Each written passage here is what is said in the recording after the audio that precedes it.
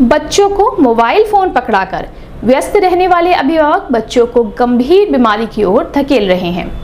पारिवारिक व सामाजिक माहौल से दूर ये बच्चे बोलना ही नहीं सीख पा रहे हैं। कोशिश करने पर उनके मुंह से नाम मात्र ही आवाज निकल पा रही है। सेंट ड्यूज कॉलेज में मनोविज्ञान विभाग अध्यक्ष डॉक्टर श्वेता जॉनसन ने बताया कि 2 से 5 वर्ष तक के 350 बच्चों पर हुए अध्ययन में यह बात सामने आई है। बच्चों की इस स्थिति में पहुंचने के लिए अभिभावक और घर का माहौल जिम्मेदार है। बच्चों के बोलने, रिश्तों को समझने और संवेदनशील होने की उम्र मोबाइल में बीत रही है। ऐसे बच्चों की आंख और मस्तिष्क तो काम कर रहा है, लेकिन मुंह बंद रहा है। आगे चलकर लिखने पढ़ने में भी दिक्कत आ सकती है।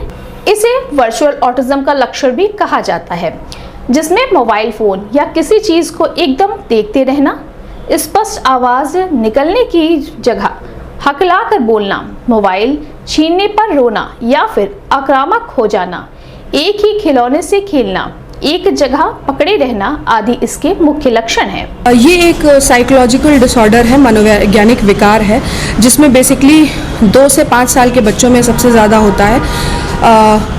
वर्चुअल ऑटिज्म बेसिकली ये है कि 2 साल के बच्चे जैसे ही पैदा होते हैं उनको मोबाइल थमा दिया जाता है। अभिभावकों का इसमें सबसे बड़ा रोल है, क्योंकि जैसे ही बच्चा पैदा हो रहा है उनके हाथ में जब मोबाइल दे दिया जाता है तो वो जो बेसिक डेवलपमेंट या डेवलपमेंटल माइलस्टोन्स है उसमें उनका डिले हो जाता है, और बच्चा जो है उनका सिर्फ आँख और ब्रेन ही काम कर रहा है, मुंह नहीं काम कर रहा है। तो जो बोलने की जो एज है एक पर्टिकुलर, वो रुक जाती है। तो इस वजह से बच्चे में स्पीच डिले की भी प्रॉब्लम आती है।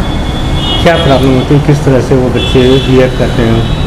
बच्चा जो है वो कई बार आप लगातार मोबाइल देख रहा है तो उनके अंदर एडिक्शन की भी प्रॉब्लम आ रही है। एडिक्शन मतलब लगातार उनके अंदर वो आदतीकरण बनता चला जा रहा है। जब आप उनसे मोबाइल छीनेंगे तो वो कई बार आक्रामक हो जाते हैं और खाना वगैरह भी नहीं खाना पसंद करते हैं। उसके लिए भी उनको मोबाइल देना पड़ता है, तब वो शांत होते हैं।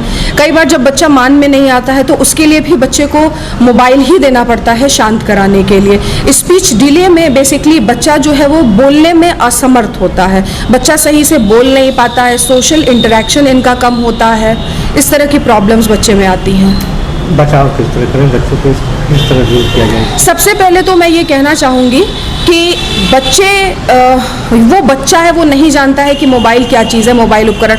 हम ही उसको इन चीज़ों से इंट्रोड्यूस कराते हैं, तो इसमें अभिभावकों का एक बहुत बड़ा रोल होता है। मैं आग्रह करना चाहूँगी कि जो भी लोग इस वीडियो को देख रहे हैं वो अपने बच्चों को मोबाइल देना बंद करें।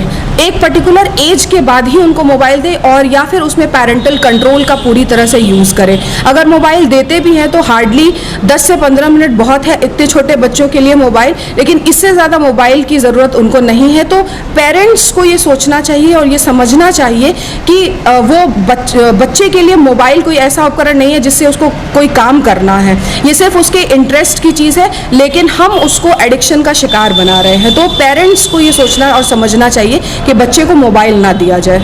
ऑनलाइन क्लासेस भी उससे चलती है, क्या उसका वजह मान रही है फीस? देखिए, 2 से 5 साल के बच्चों में ये प्रॉब्लम है। तो बच्चा जो है वो यूजुअली 4-5 साल के बाद ही स्कूल में जा रहा है, और इतने छोटे बच्चों की ऑनलाइन क्लासेस नहीं चलती। लेकिन अगर ऑनलाइन क्लासेस इससे बड़े बच्चों की चल भी रही है तो पेरेंट्स वहाँ पर बैठे और मोबाइल को एक उचित दूरी पर रखें, जिससे बच्चा उसको छुए ना, उससे अफेक्ट ना हो बहुत ज़्यादा।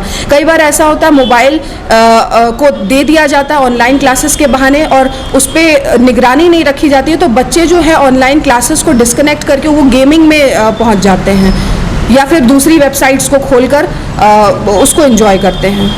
क्या मानती है, गेमिंग की वजह से ही बच्चे बिगड़े जो चाहिए? नहीं, गेमिंग तो एक एडिक्शन है ही, क्योंकि जैसे हमने पहले भी देखा कि ब्लू व्हेल करके एक गेम था, पबजी गेम था, तो इसमें भी बच्चों का कंडक्ट डिसऑर्डर जो है वो पाया गया। इसमें बच्चे काफ़ी ज़्यादा एग्रेसिव हो जाते हैं। अगर आप उनसे मांगेंगे मोबाइल तो वो, अगर बीच में किसी का फ़ोन आ रहा है या फिर कोई बीच में बुलाने आ गया उन बच्चों को, तो वो अचानक से बहुत ज़्यादा एग्रेसिव हो जाते थे।